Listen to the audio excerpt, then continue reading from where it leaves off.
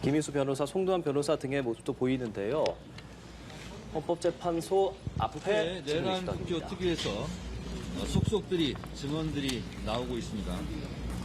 손바닥으로 하늘을 가릴 수 없듯이 그날 내란의 밤의 진실은 별빛처럼 드러날 것입니다. 한 사람이 한순간을 속일 수는 있어도 많은 사람을 오랫동안 속일 수는 없습니다. 오늘 전 국방부 장관 김용현 증인의 증언이 있을 예정입니다. 주목해 주시기 바랍니다.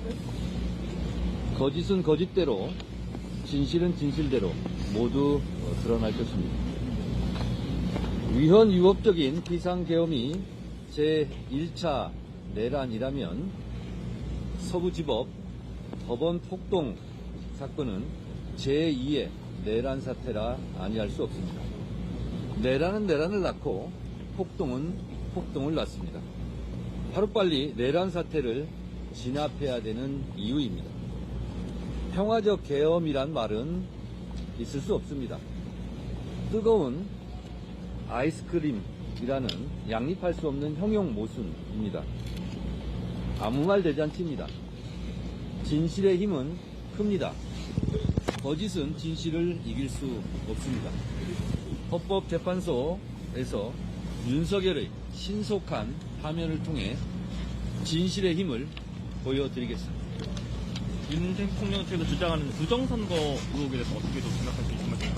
그것은 지난번에도 아마 오늘도 관련된 진술이 나올 수 있는데 여러분들께서 잘 취재해 주시기 바랍니다.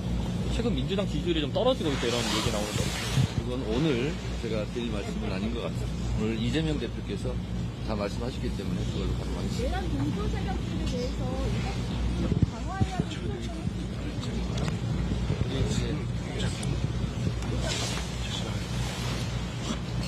오늘은 대통령 탄핵 심판 사건의 제4회 변론 기일, 그리고 피청구인 윤석열 대통령의 비상계엄 선포로 대한민국이 극심한 혼란에 빠진 지 이제 51일이 되는 날입니다.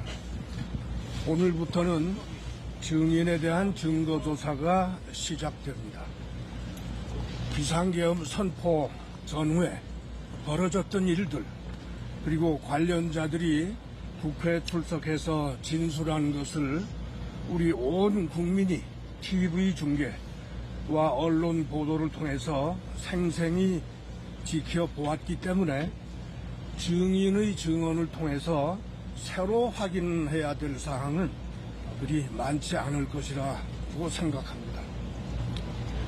그런데 그렇더라도 일련의 증거 조사들이 신속하고 또 효율적으로 진행돼서 비상계엄 선포 전후의 사실관계가 명백하게 밝혀질 것을 기대합니다.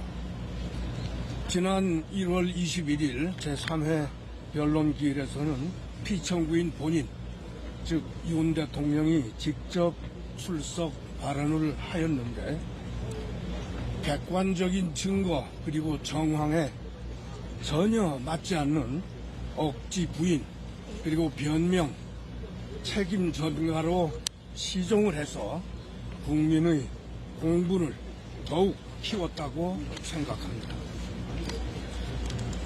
그런데 진정 걱정되는 것은 지난 19일에 있었던 참담한 법원 난입, 폭동 사건 이후에도 헌법이 정한 법치 질서를 부정하고 사법부와 헌법재판소의 권능을 해하고자 획책하는 일부 극단 세력의 언동이 계속되고 있다는 것입니다.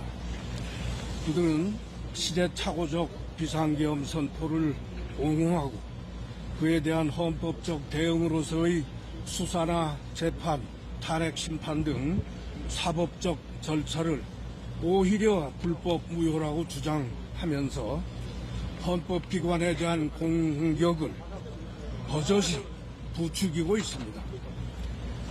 이는 대한민국의 법치주의 질서, 법제도에 대한 공격이고 그것은 결국 대한민국이라는 우리 공동체 그 자체에 대한 공격이라고 생각합니다. 이러한 행위는 여당과 야당 그리고 보수와 진보를 가리지 않고 절대로 용납해서는 아니 됩니다. 따라서 피청구인과 그 주변 인사들에게 일부 지지 세력을 부추겨서 분열과 갈등을 조장하는 행동을 즉각 중단하고 책임 있는 자세로 탄핵 심판에 임할 것을 촉구합니다. 우리 탄핵소추 대리인단은 현재의 혼란상을 조속히 해소하기 위해서 탄핵 심판이 차질 없는 진행 그리고 신속한 탄핵 결정이 이루어질 수 있도록 모든 노력을 다하겠습니다. 국민 여러분의 지지와 관심, 성원을 부탁드립니다.